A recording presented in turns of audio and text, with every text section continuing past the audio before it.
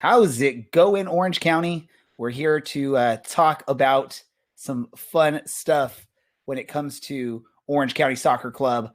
We're getting that much closer to the start of the new season, and I'm sure everyone's getting excited about it. I know I am. This is the Orange and Black SoccerCast.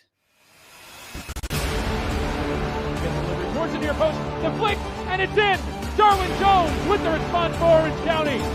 And it is a massive one, off the goal, dominant in the last 10. Forrester in the middle now, gets around a few defenders. Forrester with the outside of the right foot. What a strike by Harry Forrester.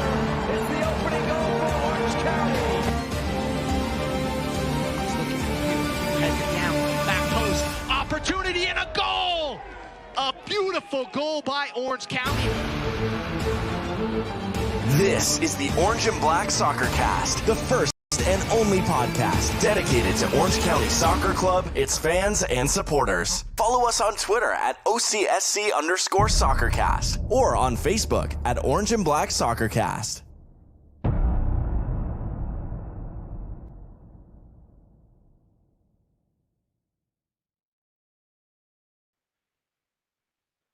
How's it going, Orange County? Welcome to another episode of the Orange and Black SoccerCast presented by Ruffneck Scarves. We are the first and only podcast dedicated to Orange County Soccer Club, its fans, and supporters.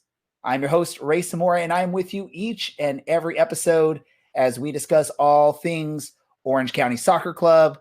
Joining me live and direct from Mardi Gras, we've got Dylan from County Line Coalition. Dylan, how's it going, man? It is going. I hope everyone can hear. Nope. Oh, we can hear you. That beer being opened. I'm drinking the Mardi Gras Bock from Abita Brewing from New Orleans, Louisiana. I'm having a great Tuesday night, and that's mostly because I've been drinking on an empty stomach. Dude, I was drinking that just like a couple episodes ago, so I'm glad you are joining and drinking that awesomeness. By the way, everyone, happy Fat Tuesday. Happy presidential debates. I mean, there's a bunch of fun stuff going on. So for those of you that are joining on to watch us here, thank you so much for that. By the way, we've got some special fun stuff planned a little bit later. We're actually going to do our own version of a debate here if we can, I guess, get it to work out properly. We are waiting for one last person to join us. If you're familiar with our podcast, that's Alan down in San Diego. He is going to be joining us shortly here remotely via his phone. He's going to be calling in just a bit, hopefully here. But we do have some interesting stuff, fun stuff, and then again, a little bit of fun to go on at the end of the episode. We're going to talk about roster signings. If you listened to our podcast last week, we sort of debated, or not debated, but sort of speculated on who the club may be announcing over the week. We finally found out all those answers. And let me just say this, Dylan, I think you really, but give yourself a pat on the back, Dylan. You nailed it with the guesses of who the signings were going to be. And I'm going to tell you this straight up, folks. It was completely, we were guessing on it. It wasn't, we didn't have any insider information. And Mr. Dylan there, he got it 3 for 3. Pat yourself on the back, Dylan. Yeah, Instagram stalking. I have to really give my thanks to Seth Kasipley for tagging Nathan Smith and Brian Olowski in a post a few weeks ago. I mean, without that, I would have no chance. And then I think with the other player, Sean, the last name is just sort of the last name's just like losing my mind right now, and it's just sort of embarrassing that I'm doing that. I haven't even been drinking like you, Dylan, so I don't know what's going on with me right now. It was Sean Okoli, right? That's the one. I was gonna say that is you're the one. Old, so now you're senile, but I think that's a description of me anyway. I think I'm getting there, man. I think I'm getting there. But I know with Sean Okoli, fans were seeing him at some of the matches and sort of putting 2 and 2 together. Why else would he be there other than potentially joining the club and just waiting for an announcement there? Lo and behold, that happened shortly after our podcast released. The club released the official statement welcoming him to Orange County.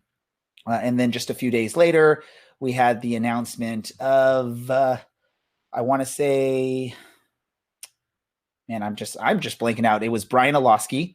And then I guess was it earlier today, the third piece of that puzzle, defender Nathan Smith. So those are the 3 new joinees to your Orange County Soccer Club, joining all the other players that the club has slowly built up. And, I know we were all sort of freaking out, Dylan, Alan, myself, sort of freaking out with, the club wasn't really making many announcements. The club was looking very thin at many key positions, and we're slowly building a nice group of guys. And I think at least one of my favorite parts of it is that it's a group of relatively younger guys. We're not bringing in the players that are, maybe playing for 1 or 2 last seasons, like we've seen in the past with maybe like a Josh Hoyveld or something of that nature. We're bringing in some either in their prime or maybe about to hit their prime and throw it in with some of the younger guys there. Dylan, what are your thoughts with these 3 new additions joining the club and sort of what the club has built or what the team has built up for a roster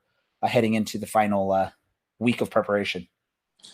I think there's some questions to be asked of these guys, and I think that's fair. I think we do need to ask questions of the players that we sign and kind of spur them on, right? Not every signing is going to be a 2018 Evan Voldson or a 2018 and 2019 Michael Seaton or a 2019 Darwin Jones or a 2018-19 Aiden Quinn, for that matter.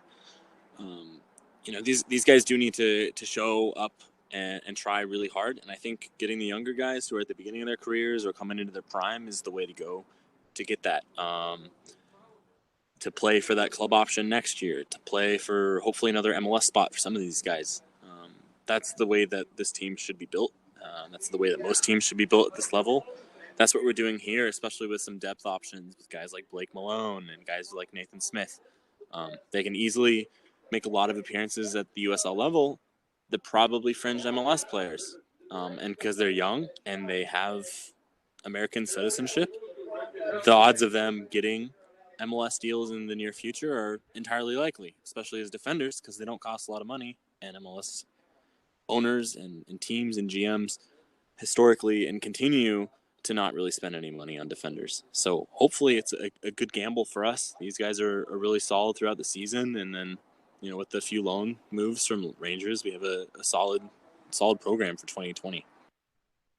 And I was going through just looking because I've been trying to update our website, the OCSC podcast website. We do have a page on there that has the roster list of the players, and you can actually go on and read their profiles pulled straight from Wikipedia. If we know that they have either an Instagram or a Twitter account, you can go on there and you can get that information so you can start following some of your favorite players. And so I'm looking at it again, like I said, a few weeks back, it was looking very bare. And now you're looking at it, you got some depth all across the, I guess the least depth is going to be up front in the forwards and winger section. But again, looking pretty good, building a roster, and we're getting there. By the way, if you're listening on the podcast, you don't know, we do a live broadcast of our show Tuesday evenings at 8:30 p.m. Pacific time. We stream it on YouTube, Facebook, Periscope / Twitter, and even on our website via Twitch. So if you're ever interested in watching us live, you can go on there and chat with other fans that may be watching us. And sometimes we even pay attention to what you're saying. Like superfan Andy was calling me out already for having a horrible start and quote, Ray's having a terrible today, or no, see, I'm already doing it. Ray's having trouble today. And definitely I am. And I'll sort of give you a short reason why. I'm just exhausted.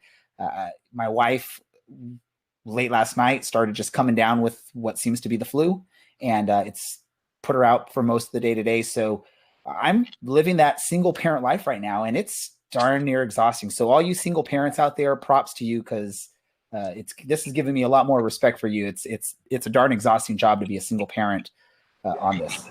Don't you agree, Dylan? Get your vaccine. Yeah. As the single, no, I can't even say that I'm a single parent of a cat, because my cat absolutely loves my dad more than, or my roommate more than it loves me. But no, don't forget to vaccinate your kids or whatever, or your spouse, or whatever. Vaccinate your kids or whatever. Who cares about the older don't. people? I mean, technically, you're right. We're all Americans. It's a mess. You have that right? I guess that's your freedom. I'm going to apologize right now for the quality of this podcast. It's one of those things. I think we're all just getting really excited, getting to the start of the season. We're ready to actually start talking about soccer games, praising the players that are playing well and bashing the players that aren't living up to expectations. And the refs. Hopefully that's very limited this season. What was that, Dylan? Always bashing the refs too. Don't forget about that part. The refs. Don't forget the refs. Yeah, we gotta make sure we do that. I still think I need to find a good little theme song for our segment where we talk about the refs and start bashing them. Oh, and by the way, we've got our good friend Alan has finally decided to jump on here. I don't know if he was prepping his notes for the debate later on in the episode or not. But Alan, let our listeners know how you've been today. Been pretty good. We had a district pre-festival concert that I was adjudicating and clinicking. So one time at band concert, and things went well. A lot of really good middle school and high school performances, and it was great to give some feedback to help make them better. Oh, and this one time at band camp? Yep. Damn it, Ray. Oh, you should be enjoying this, Dylan. You're drunk. No, I was an what we were just talking about. I don't stand for this. What we were just talking about, Alan, just to get you up to speed, is we were just sort of talking about how the three signings, we sort of gave ourselves a pat on the back, especially Dylan, because he called it right on the money. But we're just talking about how the roster has filled up. These three new signings have sort of given us a nice, solid depth to our roster now, where a few weeks back we were sort of all scared that we weren't going to have a full roster for the season. What are your thoughts? Are you feeling as well that, or are you agreeing with me that the roster is filling out pretty nicely here? Yeah, I think a couple weeks ago you're looking at mid-table of the West, and then the past couple weeks, really I think seen the Orange County stock rise to where, you're going to be. I think the expectation is a home playoff match, first round. Pushing for a second round home playoff match. I think you went from we're not sure what the backline's going to look like, and we're not sure who's going to be all the way up top, to all right, now we got some really nice pieces up top. We got some really nice pieces in the back. We've had some really nice pieces in the middle, and so I think Orange County is really going to give the top of the West a run for their money the way it's constructed right now. You obviously have to play games, but they're looking a lot better now. And I think, what you're saying there, Alan, battling for top of the West, that's really going into a season that is a dream scenario for most fans. Yes, the ultimate goal is to win the championship, but if you can have a team that's going to compete week in, week out and be one of the top teams come the end of the season and have, at least 2, possibly 3 home matches in the playoffs, that is awesome, because that gives you as a fan more games to be able to attend. You have a winning side. Winning matches is always a lot more fun than losing matches. I'm sure you two are going to agree on that. So the fact that, like you said, Alan, is this roster now is looking more like a top tier roster instead of a middle of the pack roster. It makes things more exciting heading into this final weekend before the season starts. Dylan, do you agree with that thought that we're now more sitting at the top of the West roster-wise as opposed to the middle? Yeah, and honestly, I mean, look at the transfers, or I guess the signings. We don't really do transfers here. I mean, look at the signings the last 2-3 years. It's always really late in the year, right? We've signed guys in March who were supposed to be either big, important keys or were big, important keys. Hell, we signed Josh Hoivold in June after he finished up with FC Twente in the Netherlands in 2018. This is usually how we do things. We do things pretty late. Yeah. Those fringe MLS guys, that's how it is. That's fine. I don't have an issue with that. I think Roscoe was a mid-year signing last year as well. Well, maybe not mid-year. I think each year. I think each year we've had, like the last few years, we've had like mid-season signings that were big signings. Because you look at, like Dylan was saying, Josh Hoivold.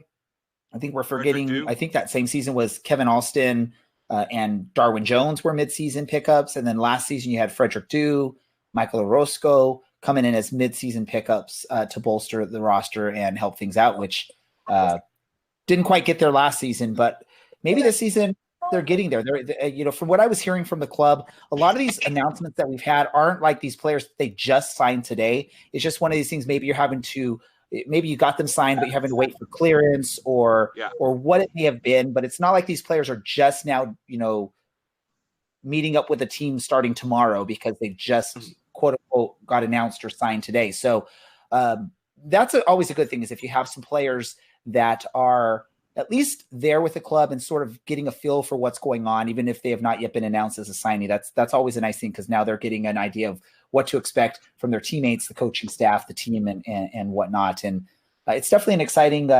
It's a lot more exciting heading into the season than it was a few weeks back. Well, I mean, just remember last year after that Tacoma loss, it was, will Orange County make the playoffs or even play in? And then they went on that run to get back to 5th place, and they even were in contention for a home, top 4 finish last year. And they put themselves into some pretty tough holes at the beginning and mid part of the year. So if they can come out pretty competitive, maybe not even hot, but competitive, they won't have to dig themselves up 4, 5, 6 places to get to that playoff. And now they have a solid chance of starting out well and then just kind of maintaining that top 4, top 5 placement, and don't have to work as hard to get up to 5th. And there's still some a few more thoughts of possible signings heading into the final 10 days or whatever before the match. Andy, listening to us live on YouTube, mentioned Sam Gomez, who was the trialist that got an offer to come to training camp. He said he looked pretty good against the Rapids when we played them. So that's potentially another option for the club to sign, bring on for the season. Also, I think there's some dude that was like 5'3" or something out there that scored a goal. I forget he's a very who nice it was against, but man. I forget his name, and I feel terrible for him and for his fans. But yeah, he's, at last I saw, he was still with the club as well. And I mean, the goal that they put on social media, I think it was the 2nd or 3rd preseason match. It was a beautiful goal. And I'm no offense if I'm calling him the short guy that's like 5'3". That's just my only way of referencing, because I couldn't remember his name yet at this point either. I think he's Armenian. So if anyone listening can shout out the name on comments or something like that, let us know. But Andy, of course, we need to just have Andy as like a permanent member of he could be our statistician or something. Just jump on and message us all the information. I'm going to butcher the name, but it's like Gevorg Ohanian or something like that. So still some potential for announcements in the next bit of time here. So that's exciting also. Let's get into really quickly about these matches, these 2 preseason matches that have happened over this past week. One of them was up at Cal State Fullerton at Titan Stadium. It was a 1-1 draw. I don't know, Dylan, I don't know if you got a chance to make it out to that one or not. But if you didn't, we can just sort of talk based on what we're seeing off of social media and what people possibly were talking about. And maybe I'll just look for Andy to jump on the comments and share his thoughts on it, because I think he was probably there. Dylan, did you make your way up to Titan Stadium for that match? I didn't. I had work, unfortunately, and a track meet beforehand, so it was a bit of a mess. I really didn't get to see any of that besides what was posted on Instagram. So 1-1 draw, basically. You know what? This season, I think it's been hard for us to really get out there for preseason matches. I know last season I got out to many of them. You got out to many of them. It's just been very difficult this season, maybe with the scheduling and things going on. A 1-1 draw against Cal State Fullerton is not the most exciting thing to see, but preface it as it's preseason. It's all about getting some work in. From what I could tell, most of the starters didn't play much, or they may have only played a half. And then you're looking at just sort of a roster of people trying to make the team. So you can always expect something like that. You come into it like as Orange County, they've been around for 10 years or so now. There's nothing in preseason matches other than getting work in, getting revved up for the season. They're not out there trying to go undefeated in the preseason. So, I mean, not much to say about it. I don't know, Alan, if you have any thoughts based on what you saw on social media or any other information on there. Yeah, I don't put a whole lot of stock in preseason. We're not Phoenix fans, but I mean, it's just about building match chemistry and getting, your legs underneath you in a match. I mean, you can simulate matches all you want, but until someone's coming at you full speed, you're never going to feel that intense. I mean, it is what it is. You playing college kids are hungry. They want to make a point that we beat professionals. So, yeah, I don't put a whole lot of stock in it. It's just fun to get out and watch, but it is a little bit of a jaunt, and you got to make sure you schedule that time out. I know that one of them, was it during the day? It was like a 10:30. I think both of them were morning games this past week. So that's where it makes it a little difficult for some people to make it out as well because of that. I got jobs. I will say this. Probably the biggest news coming out of the Cal State Fullerton match wasn't actually the match, but it was the three youngsters coming out from Rangers. They had, I guess, done that trip, which is definitely a pretty long trip. And then they came out, they actually were at the stadium there watching their new teammates and I guess sort of taking in the atmosphere. I know it was a little bit of a rainy Saturday morning, or at least gloomy Saturday morning, which they may be used to coming from Glasgow out there in Scotland. But it was nice to see them. The club posted a little social media feed with them sort of sharing just a couple bits of information out there. Again, Superfan Andy, I think, took a picture with them out there at the stadium, posted it all over social media. Yes, Andy, I do follow you on Twitter. I don't have a picture memory of what you posted this last Saturday or whatever it was. It wasn't even this last Saturday. I don't know. I'm lost. Probably was this last Saturday. Then skip ahead to this morning, actually, Orange County hosting LA Galaxy 2 at Championship Soccer Stadium, or the Great Park. I don't remember quite where it was for that. Again, I don't think any of us were able to make it out for that one. Another 1-1 draw in that match. I don't think any big deal about it. Again, it's just getting the work in, getting prepared. And then one last preseason match coming up this weekend as Orange County will host Las Vegas Lights in an evening match on the weekend. So it's really that prep game for fans to come out and really sort of prep a game type situation there, what you're really going to fill in the season. County Line Coalition, I'm sure, will be out there, maybe not in full force, but a good amount of them will be out there getting their vocal cords warmed up and whatnot. Dylan, are you planning to make it out for this match?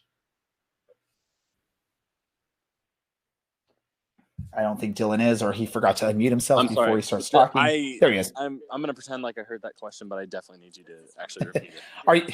I was just going to say, I sort of just breezed right over LA Galaxy because it was another 1-1 draw. Not much to talk about other than, like Andy says, LA is a landfill where all our trash goes. But Las Vegas Lights coming up. It's going to be a more realistic time for the match. A chance for County Line Coalition to go warm up their vocal cords. Are you going to be out there participating in that? Absolutely, and I'm bringing my roommate with me, so it should be a good time. I think the biggest thing for the club there, I heard from Andy, who is, again, just irreplaceable and invaluable to us, that it was a very chippy match against Fullerton. I imagine it's going to be the same thing against the Lights. I know how that team works. I know how Eric Winalda thinks of himself as a manager and thinks of his players. Those tests are great that we need to get in the beginning of the season so that we're ready first week of the season, get after it. Rather than going 2 goals down this time, the first game of the year, hopefully we're throwing haymakers and getting a couple goals up instead. And I think these really hard, grindy matches that we've got in the preseason are the biggest way to get to that. Definitely. And I'll go to you, Alan. I would have to assume in this match against Las Vegas that this is going to be one where it's going to be more like a realistic match. You're going to play your starters maybe 3/4 of the match, 2/3 to 3/4 of the match, and getting prepared for that first match of the season. Especially since up to this point, you really haven't gone full strength for a match. Do you think that's what the plan would be for this final preseason match, or do you think it's sort of like what we see in the NFL, the last preseason match is strictly the people that aren't going to make the roster?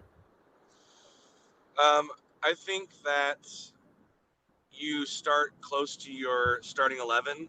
So with football, you're trying to find those last couple diamonds in the rough and you have tons of subs. You can just sub in and out. With real football, you got 3 subs. You got to make sure the guys on the pitch can go a full 90 plus. They work well together. You might try a couple things here and there to try and tweak, a system or try a couple guys with swap them out to see if the combinations change. But I think you want to really try to get a sense of what that first game is going to be like with the starting 11. And I would assume that you're going to go out with as close to your actual starting 11 as possible, and play them a good chunk of time. Maybe not the full 90. Maybe instead of swapping at 45 or a halftime, like you go 60 minutes, 75 minutes, and then try some stuff out the last 30 minutes of the match. So you definitely want to get that fitness level up because you don't want to go in the first game not fully match fit, but you also still maybe want to experiment. Perfect. And then, again, this is the last tune-up before the real games begin. The matches start counting. That's on March 6th against El Paso at Championship Soccer Stadium. And again, just a reminder, if you haven't been listening to us over the last few weeks, we will be doing a live pregame show from the stadium. We will broadcast it just like we do all of our podcasts. We will release it in podcast form, but we'll actually be in a booth in the stadium broadcasting. I believe scheduled to join us for that preseason show is the owner, James Keston of the club, and also general manager Oliver Weiss, one of those things. I always mess up his name. Sorry, Oliver, if you're listening. They will be joining us for the pregame show. And of course, then Dylan and Alan, we're going to all just sort of talk about what we're planning for that or what we're expecting to see out of that match and just sort of share the atmosphere going on around the stadium. If I'm correct, it's dollar beers before the match for every Friday match. And luckily that is a Friday match for the home opener.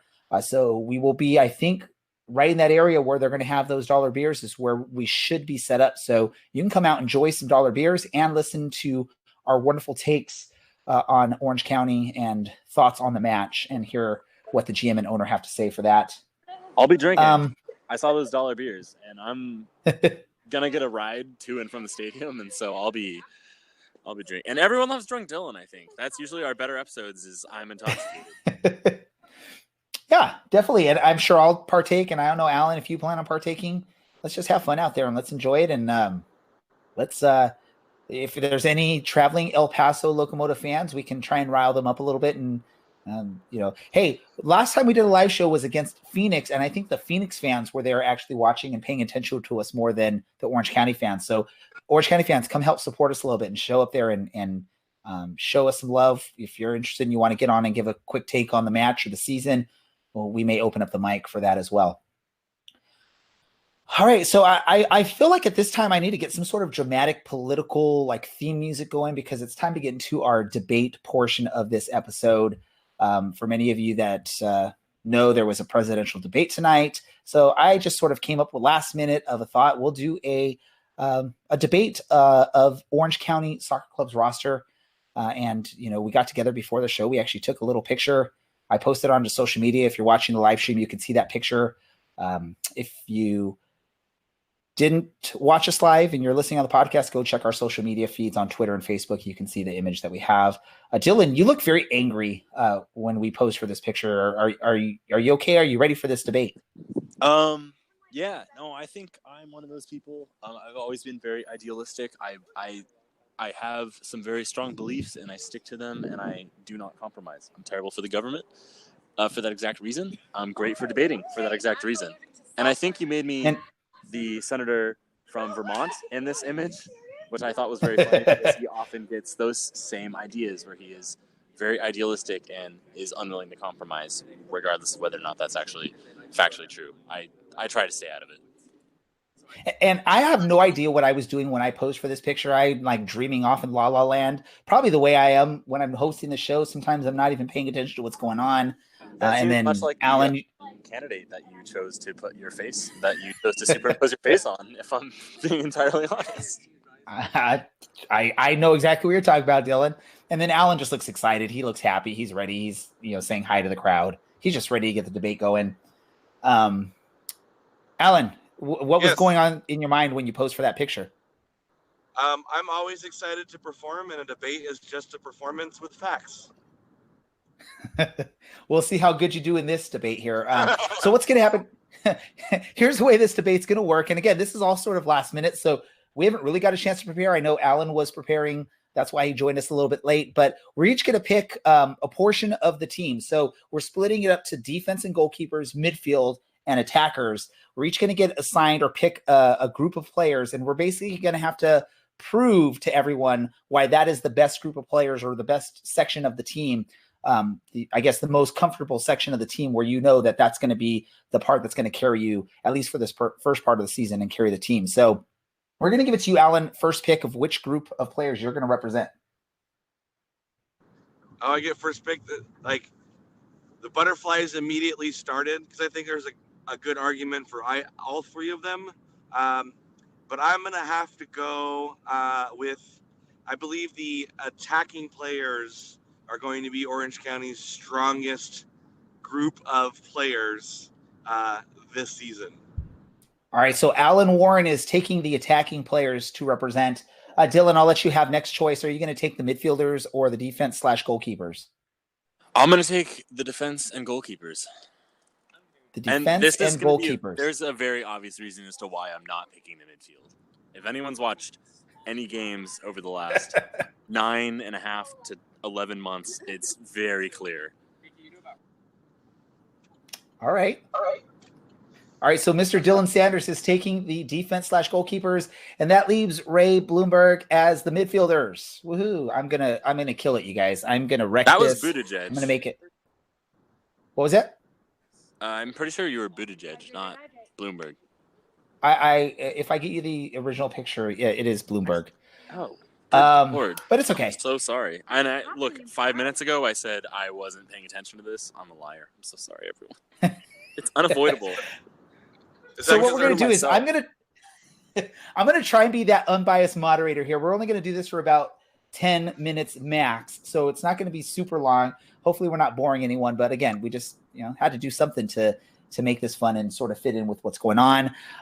So what we'll do is I'm going to give you guys each basically like 30 seconds to a minute for your opening statement as to, what you plan to prove in this debate. I'm going to go with you first, Alan. All right, so it was a big loss to lose Michael Seaton. I will concede that point right away. But to replace Michael Seaton, it took two people to replace Michael Seaton, and I think those two people are going to fill in beautifully for Michael Seaton. With Darwin Jones still on the wing, I think we're going to go with a very attacking-minded offensive 1-2 punch at top. We have some great speed and skill positions on the wings. I don't even think the back line has a thing to worry about, and all the midfield has to do is kick the ball to our attacking players. There is no doubt that our attacking players are by far going to lead the way this season and are the strongest group of individuals that are going to win games and score goals. All right, I'm going to hand it over to you, Dylan, representing the defense/goalkeepers. You got about 45 seconds to opening statement. I have to agree with Alan. I think we're going to go with a very attacking-based team. I think that's always been Braden Cloutier's strength. I think that's his kind of belief, how he sets his teams up. But I think the biggest thing here is that we have experience. We have a great mix of experience with Kevin Alston and Michael Roscoe, and a great mix of youth with some of the Rangers players. Nathan Smith, who can play on either side of the defense, and Blake Malone, who can either operate as a center back or right back, as we saw a few weeks ago against the University of San Diego.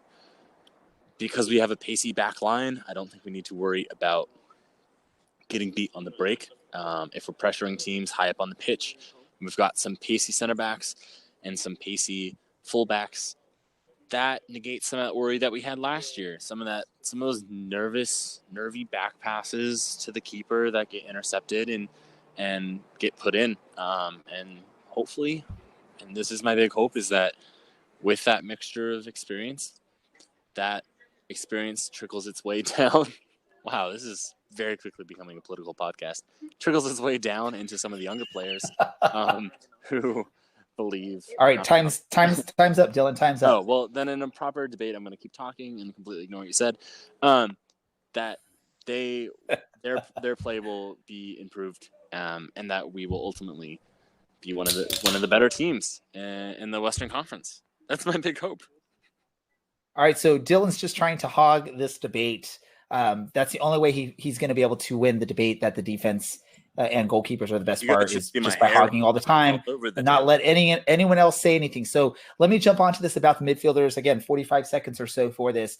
When you look at the midfield group, it is a very solid group for this Orange County team. You got the longest tenured, like, contributing player on this roster when you look at an Aiden Quinn, who I think any Orange County fan will agree he is at least one of the top 2 players on this team, if not the most important player that you have on the roster for Orange County. He's that player that's going to set up the offense that needs to score goals. And the way you're going to get that is through an Aiden Quinn, who's going to give you those passes. Oh, by the way, that Aiden Quinn is also the guy that is your penalty taker, unless that gets handed back to Enna Voltson. But either way, we know if Aiden Quinn needs to be there, he is solid at that position. You got Harry Forrester, who now has a year in America under his belt. He's going to come back with a vengeance. He's going to show the fans that he deserves to be here and he deserves to be a key part of this roster and take it to the next level this season. You stole Seth Kasipoli from Reno to bring him down here. You have a returning Danny Crisostomo,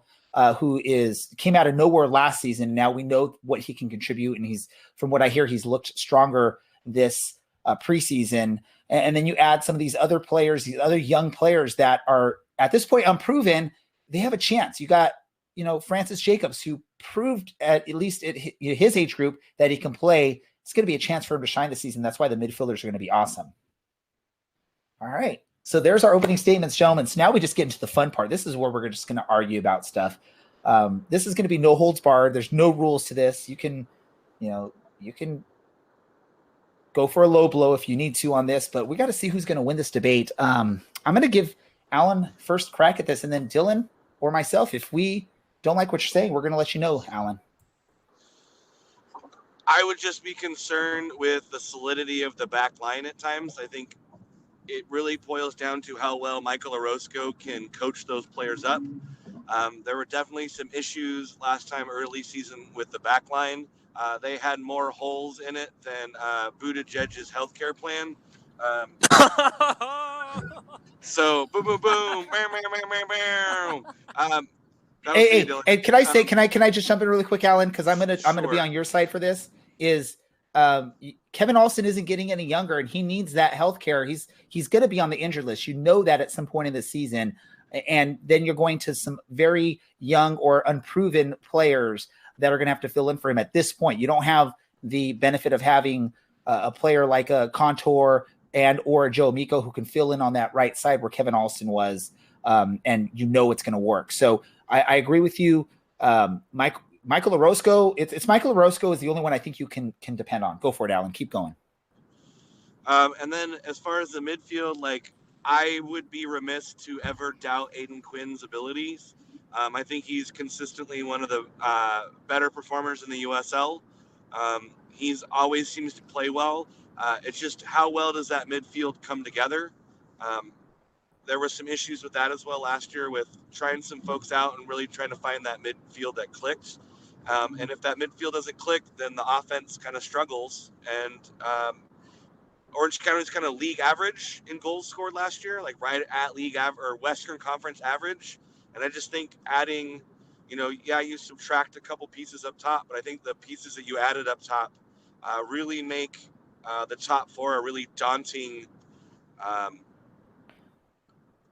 four to stop. You're going to have to mark 4 people. And Aiden Quinn can jump in. It's going to be that fifth attacker. Maybe Kasipli comes up box to box. But I really think that front 4 is really going to be the strength that Orange County rests on. And I think that boils down to Cloutier's philosophy. You play fun attacking soccer or football, and I think it's going to boil down to the guys up top, and I think they're going to be the ones that carry them across the line. Here's what I'm going to say about the midfield. You're going to, people are going to attack it because it doesn't maybe have this beautifulness about it. 3 of the key players in that midfield, you look at Aiden Quinn, Harry Forster, Danny Crisostomo, they're returning players and they're key players last season. They're coming back now with a year together on a roster. And I'm expecting those 3 to be a big part of this midfield. You're going to throw in a Seth Kasipoli and Brian Oloski. You're going to see Francis Jacobs and Cammie Palmer probably get some opportunities. But, you're looking at 3 players that played a lot of minutes last season together, and they're only going to be better this season because of what they went through last season, some of the trouble that they went through last season, some of the difficulties that happened. Now you got these players, they know what to expect from their teammates, from the coaching staff, from just soccer in general here in Orange County, and they're going to be that much better. You cannot say that about the front line, because you have, I know Enna Voltson's a returning player from a few seasons back, but the roster is way different from when he was here. You have Ugo Okoli, new player to this roster. He played 2 matches with the OC Blues back in the Stone Ages. And you got Darwin Jones, who is amazing. You got some good bench players there. I will give you that, Alan, but you don't have the solidarity yet. That's going to be something that's going to have to build through the season. Same with the defense. You have Alston and Orozco and then a bunch of new players out there. It's going to take some time for the cohesiveness to get there. The midfield's going to be strong from the very beginning, and that's why they're going to be the most important part of this team, especially early on, but pretty much throughout the whole season. You keep discounting the defense when we historically know that every USL side involves. I'm in the middle of a podcast. Sorry, like I said, I'm at a party. Again, you've lost this, Dylan. You've lost every this year. already. Every year in a podcast. Every year in the US. Wow, I'm really drunk. I'm so sorry, everyone. Every year. He can't even take a debate seriously, folks. This is why you should not trust this guy. And you can't trust his views on the defense and the goalkeepers. He can't even keep things straight. He doesn't know where he is. From Vermont. He's just doing his Joe Biden impersonation. My brain is applesauce. My name is Ronald Reagan / Joe Biden. People are gonna hate me for that comment, but I mean, really, don't elect million-year-old men as the president or women.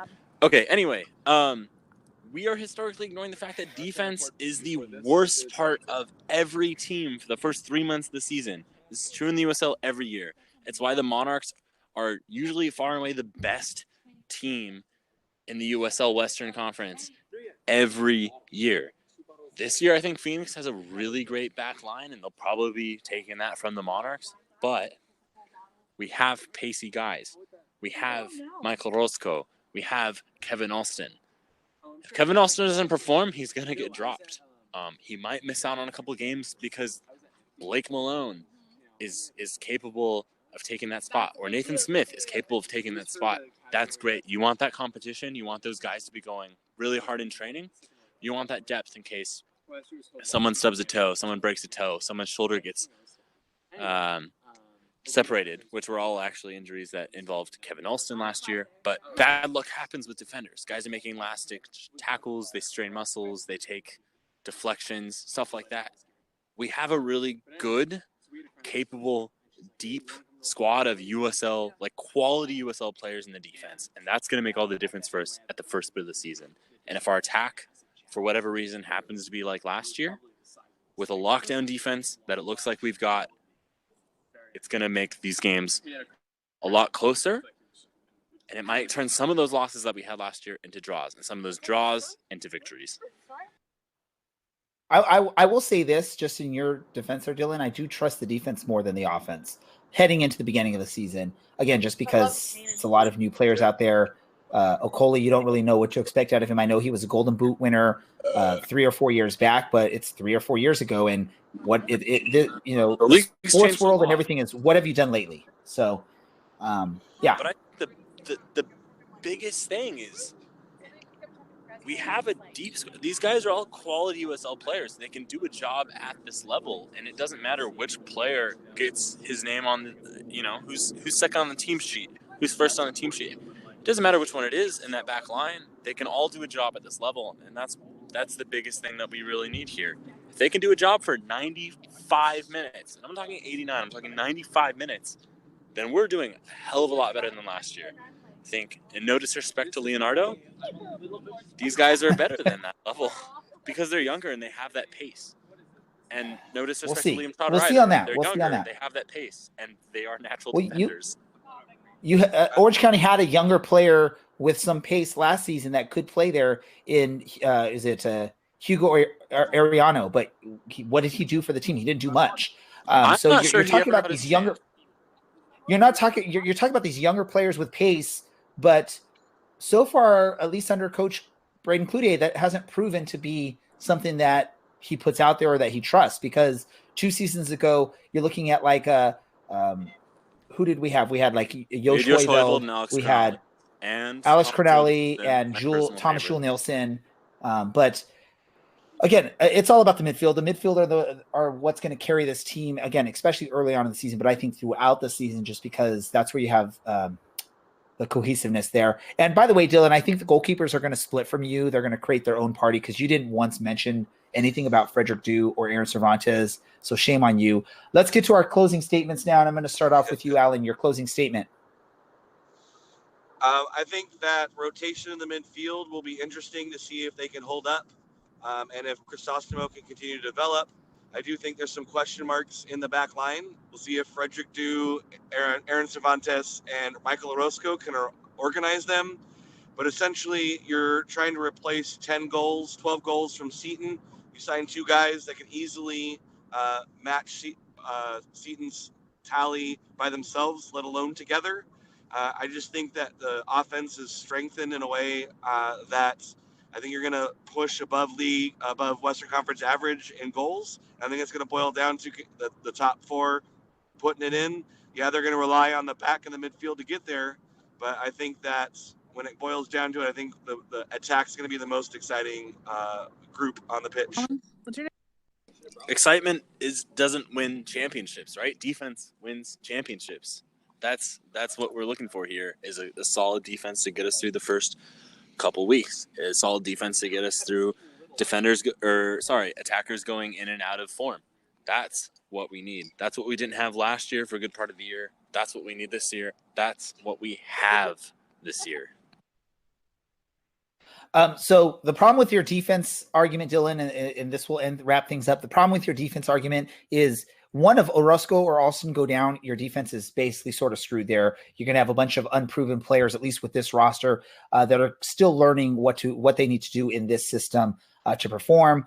That's going to be a huge impact for Orange County. And same thing for the offense. You lose one of those, replacement scorers for Michael Seton there in either Okoli or Enevoldson. Now you're weak in there because now you're down to one of them, Darwin Jones, and then someone else out there. I love Vinicius and I love Kevin Coleman, but they haven't proven yet that they can do it for a full 90 minutes out there on the pitch. Again, with the midfield, you've got 3 players that were key contributors to last season's squad. Aiden Quinn is by far the leader of that midfield and one of the leaders in this clubhouse. And then you've thrown in someone like a Seth Kasipli and a Brian Olowski. Edson Alvarado has an opportunity to shine. And then I'm really excited what we're going to see out of Cammie Palmer and Francis Jacobs, 2 young guys that are going to get a chance out there on this. And they have some great leadership with Aiden Quinn there, showing them how to play this. Let's do this. Ladies and gentlemen, you've listened to our very first ever debate here on the Orange and Black SoccerCast. So give it up for these wonderful people. If you're listening to the live stream, you can see what I'm talking about. These 3 wonderful gentlemen for debating their hearts out there. Go on to social media and let us know, who do you think won the debate. You can, if it's Ray, you could tweet, just tweet at DJ Ray Samora. If it's Dylan, you can tweet at OCSC_Dylan. And if it's Alan, it's at A Underwood 20 something. I don't know. What is it, Alan? Rude 48. 20. Yeah, I was close. No, you weren't close at all. You were 100% off. You were close to the nearest 100. So at A Underwood 48. So you could tweet out, tag us on there and say who won this debate so that we can see who you guys agreed with. You could just do it on your own. If you don't even care what we had to say, if you were already choosing offense, defense, or midfield, go for it. Just like you wouldn't, politics, sometimes you don't even listen to what people have to say. You just vote. I'm not saying everyone does that though, but I know a lot of people that do. Let's get into this. Is there any other soccer news that either of you gentlemen want to talk about before we get to the random thought of the evening? Luton Town are off the bottom of the championship. They've won 3 out of their last 4. They beat Brentford, who are in the playoff places, 2-1 today.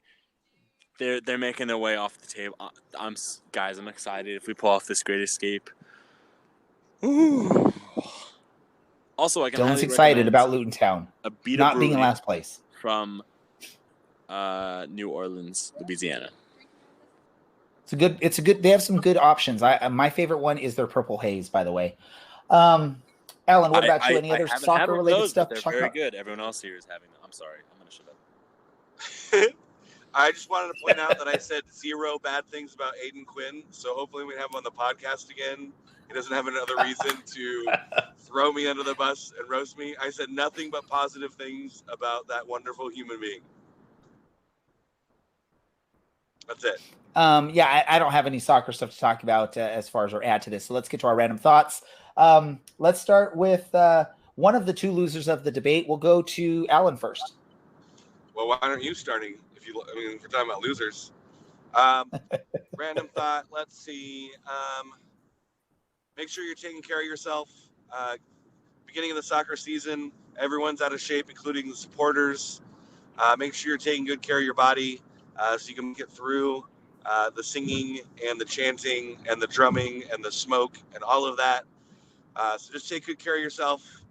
Drink lots of liquids that aren't beer, and make sure you're having a good, fun preseason match on Friday.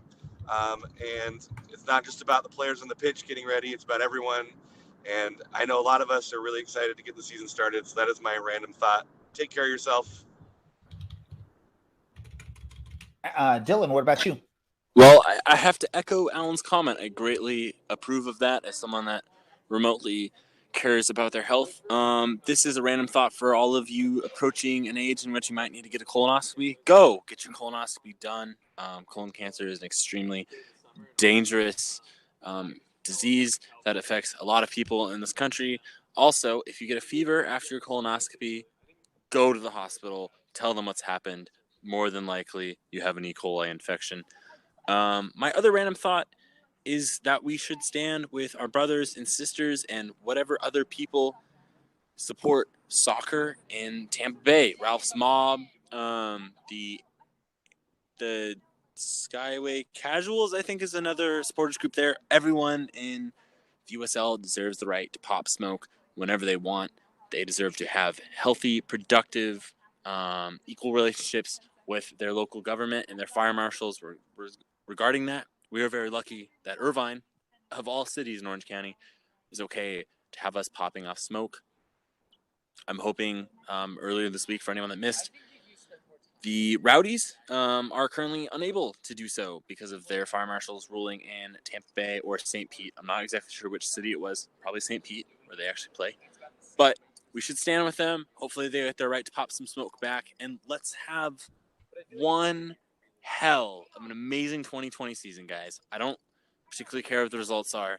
I'm so excited to see all of you again and to meet new people and put new names to new faces. And I'm thrilled. So I will see you all on Friday. And if I don't see you all on Friday, I will see you all on March 6th. Wow, man, Dylan, you that's hard to follow there.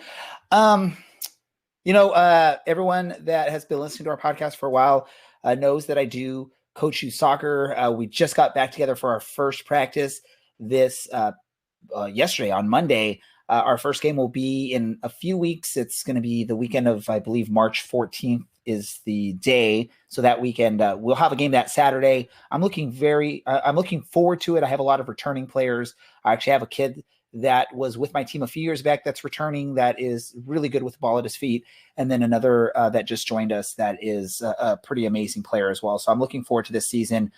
Most excited I've been heading into a soccer season in a while for my youth soccer team. So that'll be fun.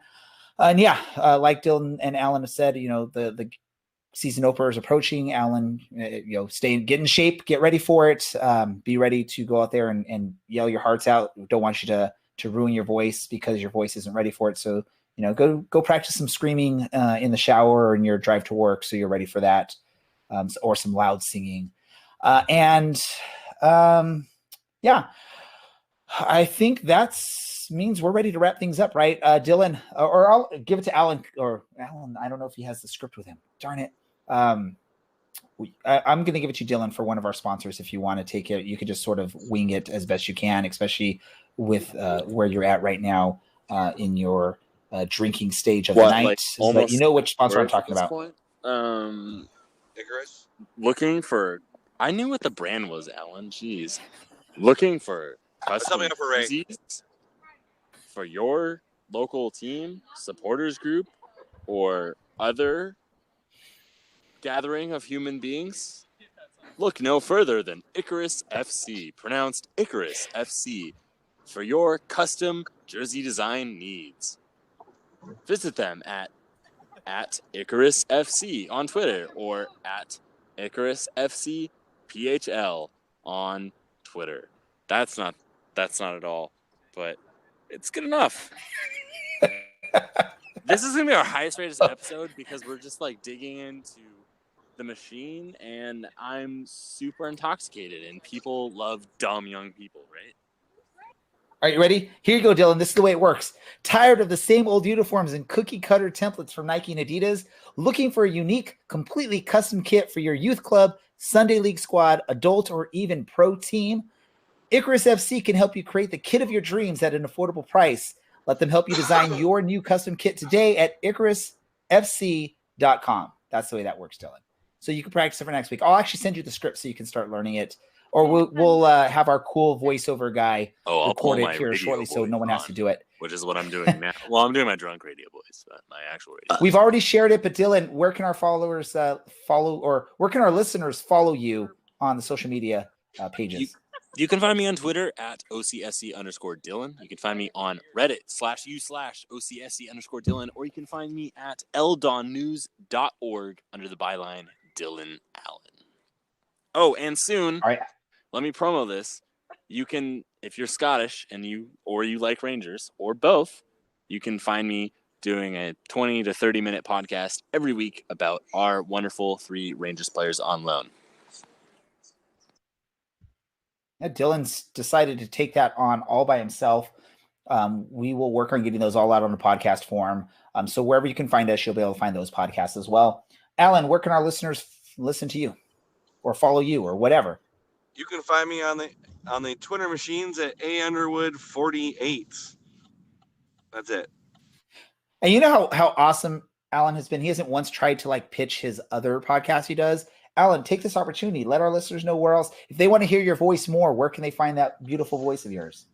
I am also doing a Standing Loyal Focus podcast. It's through the BGN network. So if you found this one, it's the BGN. We have a Twitter account, fair_pod. And give it a follow, give it a listen. It's fun. Perfect. And you can follow me on Twitter at DJ Ray Samora. You can also follow the podcast on Twitter at OCSC_SoccerCast. Instagram, same thing at OCSC_SoccerCast. Look for us on Facebook by just searching for Orange and Black SoccerCast, or go to our website, OCSCpodcast.com, to find all of our episodes and also any news or information that we post on that site. For all of our listeners that have been listening since day one, thanks for the continued support. For any newer listeners, thank you for joining us on this amazing journey that we have through the world of Orange County Soccer Club. Go check out some of our older episodes if you ever want to hear what we are referencing when we are talking about something on there. For Dylan, for Alan, I am Ray. This is the Orange and Black Soccer Cast, and we are out. You have been listening to the Orange and Black Soccer Cast. For the latest Orange County SC news and information, visit our website, OCSCpodcast.com. Also, thanks to our sponsor, Ruffneck Scarves, official scarf supplier to MLS, USL, and US Soccer. Get custom scarves for your group or team at ruffneckscarves.com.